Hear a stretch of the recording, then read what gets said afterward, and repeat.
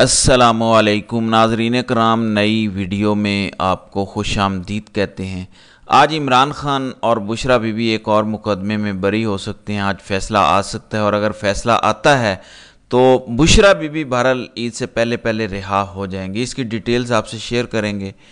दूसरी जानिब इमरान खान की ज़िंदगी के बारे में बहुत ज़्यादा शकूक व शुबहात पैदा किए जा रहे हैं और जो इस्टेब्लिशमेंट के बहुत करीबी लोग तस्वुर किए जाते हैं वो एक इंतहाई ख़तरनाक बयानिया फैला रहे हैं कि इमरान खान को कत्ल किया जा सकता है। इस पर भी बात करेंगे क्योंकि पहले इमरान खान कहते थे कि उनकी ज़िंदगी को ख़तरा है, जेल में ख़तरा है, जेल से बाहर भी ख़तरा है, उन पर कातलाना हमले भी हुए।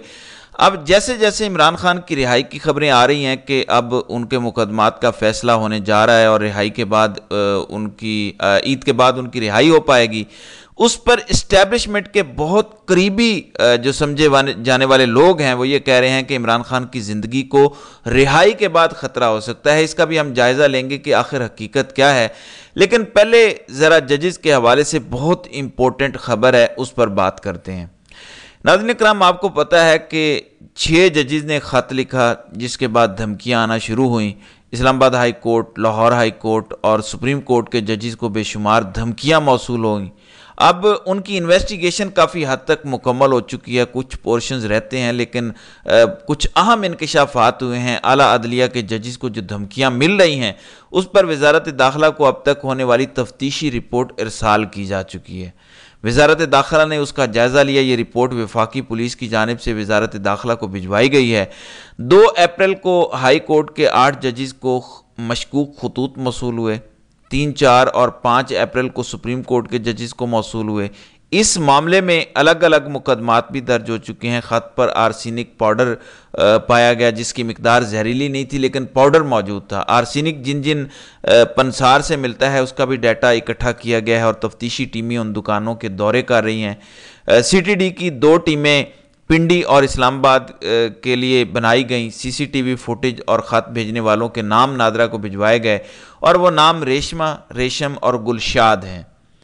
लिफाफों पर तहरीर और स्याही को तज्जिए के लिए एक्सपर्ट्स को भिजवाया गया, उसकी रिपोर्ट भी आ चुकी है। ख़त पर लगाई जाने वाली पोस्ट स्टैंप का भी तज्जिया किया जा चुका है।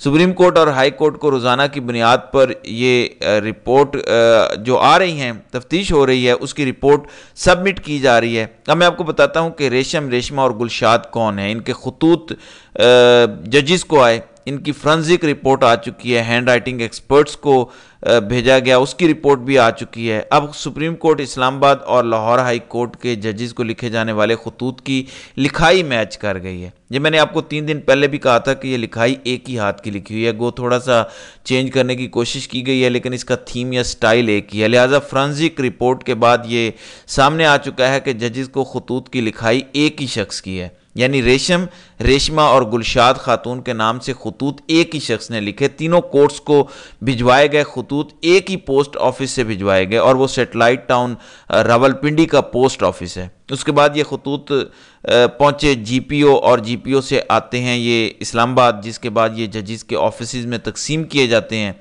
CTD का भी ये कहना है कि धमकी आमेज खतूत भिजवाने का एक ही मास्टरमाइंड है, यानी रेशम, रेशमा और गुलशाद का वालिद एक ही है और ये सारे का सारा जो प्लान किया गया इसका मास्टरमाइंड एक ही शख्स है। खतूत में मौजूद आर्सेनिक कहाँ से ख़रीदा गया, CTD का कहना है कि उसके भी हम करीब पहुँच चुके हैं और पोस्ट बॉक्सेस के करीब से हासिल शुदा वीडियोस का नादरा से शनाख्त का अमल जारी है। अब रेशम, रेशमा और गुलशाद एक हैं और ये सारे लिफाफे एक ही जगह तैयार किए गए और इनको पोस्ट किया गया। बुनियादी मकसद ये था कि 6 जजेस ने जो ख़त लिखे और सोमोटो नोटिस लिया गया जिसके बाद ये खतूत आना शुरू हुए। अब सुप्रीम कोर्ट के सिर्फ 4 जजेस को ये ख़त मिले, उनमें से 3 जजेस हिस्सा थे उस बेंच का जो कि मुकदमा सुन रहा है। इसमें चीफ जस्टिस काजी फायज ईसा, जस्टिस जमाल खान मंदोखेल और जस्टिस अतर मिनल्ला हैं। और जब ये पता चला कि अब सोमोटो फुल कोर्ट की तरफ जा रहा है और फुल कोर्ट में मुतवक्की जजेस कौन कौन से हो सकते हैं, तो उसके बाद बाकियों को भी ये खतूत भेजे गए। लाहौर और इस्लामाबाद हाई कोर्ट के जजेस के साथ भी यही किया गया। लिहाजा ये सारी बातें जाहिर कर रही हैं कि ये सब कुछ आपस में इंटरलिंक है। اسلام آباد ہائی کورٹ کے ججز کا خط لکھنا، پھر سپریم جوڈیشل کونسل کو خط لکھنا، پھر سو موٹو نوٹس لینا اور پھر فل کورٹ کو جانا، یہ سارے معاملات انٹر لنک ہیں، یہ سب ایک دوسرے سے جڑے ہیں، اور اگر ریشمہ اور گلشاد تک پہنچا جائے گا تو اس کے پیچھے جو عوامل نظر آئیں گے وہ یہی ہوں گے کہ کسی بھی طرح سے اسلام آباد ہائی کورٹ کے 6 ججز کی پٹیشن کو ڈیلے کیا جائے، اسے ٹیک اپ نہ کیا جائے، لیکن وہ ٹیک اپ ہو چکا ہے۔ اب دیکھنا یہ ہے کہ حکومتی تحقیقاتی ادارے اس پر مزید کیا کارروائی کرتے ہیں۔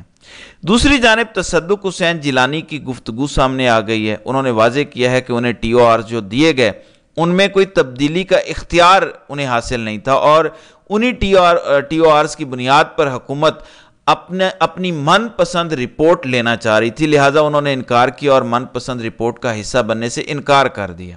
اب سوال پیدا ہوتا ہے کہ قاضی صاحب جنہوں نے اٹارنی جنرل سے مل کے اس دن اوپن کورٹ میں یہ ساری کہانی سنائی، جس میں انہوں نے سوشل میڈیا کو برا بھلا کہا، جعلی اور فیک نیوز کا واویلا کیا، لیکن آخر میں پتہ چلا کہ وہ ساری خبریں جو قاضی صاحب اور اٹارنی جنرل خود بیان کر رہے ہیں وہی جھوٹ پر مبنی ہیں۔ پھر انہوں نے کہا کہ مجھے نہیں معلوم کہ کمرہ عدالت نمبر 1 میں بیٹھ کر یہ سارا کچھ کیوں کہا گیا اور غلط بیانی کیوں کی گئی ہے، جس تصدق حسین جیلانی کا کہنا ہے۔ تو میرا خیال ہے کہ قاضی صاحب کو وضاحت دینی چاہیے کہ سچ کیا ہے۔ اب آج عدت کا کیس سنا جا رہا ہے جس میں بشرا بی بی اور عمران خان کی سزائیں ختم ہونے کا امکان ہے، کیونکہ پچھلی تاریخ پر سرکاری وکیل اور مدعی خاور مانیکا فرار ہو گئے تھے، وہ حاضر نہیں ہوئے تھے۔ سلمان اکرم راجہ نے اپنے آرگیومنٹس دے دیے تھے۔ اب ضابطے کی کارروائی پوری کرنے کے لیے آج کی ڈیٹ فکس کی گئی ہے۔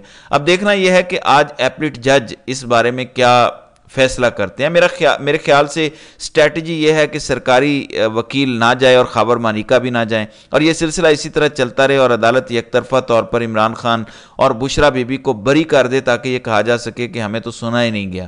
بہرحال سنیں یا نہ سنیں، ہر دو صورت میں نتیجہ ایک ہی نکلتا ہے۔ خاتون کی گواہی اسلام میں حتمی تصور کی جاتی ہے اس معاملے میں، اگر وہ کہتی ہے کہ میری عدت کمپلیٹ ہو گئی ہے۔ بہرحال اگر آج جج صاحب فیصلہ سناتے ہیں تو عمران خان اور بشرا بی بی عدت والے کیس میں رہا تصور ہوں گے۔ توشہ خانہ میں وہ پہلے رہا ہو چکے ہیں، اب یہ آخری کیس ہے بشرا بی بی کا، اگر اس میں رہائی مل جاتی ہے تو بشرا بی بی رہا ہو جائیں گی، جبکہ عمران خان کا ابھی سائفر کا کیس رہتا ہے، القادر ٹرسٹ کیس ہے۔ اب عمران خان کی زندگی کو جو لاحق خطرات ہیں ان کے حوالے سے بات کی جا رہی ہے۔ اب وہ لوگ جو اسٹیبلشمنٹ کے بہت قریبی تصور کیے جاتے ہیں وہ یہ کہہ رہے ہیں کہ اس وقت جنرل عاصم منیر اور عمران خان کی سچویشن آپس کی بالکل ایسی ہے جیسے جنرل ضیاء الحق اور ذوالفقار علی بھٹو کی تھی۔ اس وقت ذوالفقار علی بھٹو نے اس وقت جنرل ضیاء الحق نے ذوالفقار علی بھٹو کو پکڑ کر کال کوٹھڑی میں ڈالا تھا۔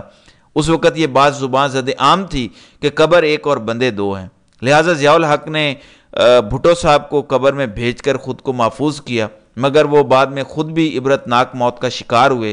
اب یہ بھی سامنے آ گیا کہ بھٹو کو کیسے غلط سزائے موت دی گئی، اور یہ سارا کچھ اس وقت کی ملٹری لیڈرشپ نے کیا تھا۔ سپریم کورٹ آف پاکستان اس پر اپنا فیصلہ دے چکی ہے کہ وہ فری اینڈ فیئر ٹرائل نہیں تھا۔ اب ناظرین کرام، عمران خان کی مختلف مقدمات میں ضمانتیں ہو رہی ہیں، ان کی رہائی عید کے بعد ممکن ہے۔ اب اسٹیبلشمنٹ سے جڑے لوگ جو ہیں وہ رہائی کے بعد کی دھمکیاں دے رہے ہیں کہ ضیاء اور بھٹو والی مماثلت یہاں پر پائی جاتی ہے۔ آج بھی جنرل عاصم منیر اور عمران خان کے درمیان مماثلت ہے، قبر ایک اور بندے دو ہیں۔ قبر سے مراد اختتام ہے، مطلب کسی ایک نے پھنسنا ہے، خواہ وہ عمران خان ہوں یا جنرل عاصم منیر ہوں۔ طاقتور تو طاقتور ہوتا ہے، اس لیے کہا جا رہا ہے کہ عمران خان کی زندگی کو زیادہ خطرہ ہے۔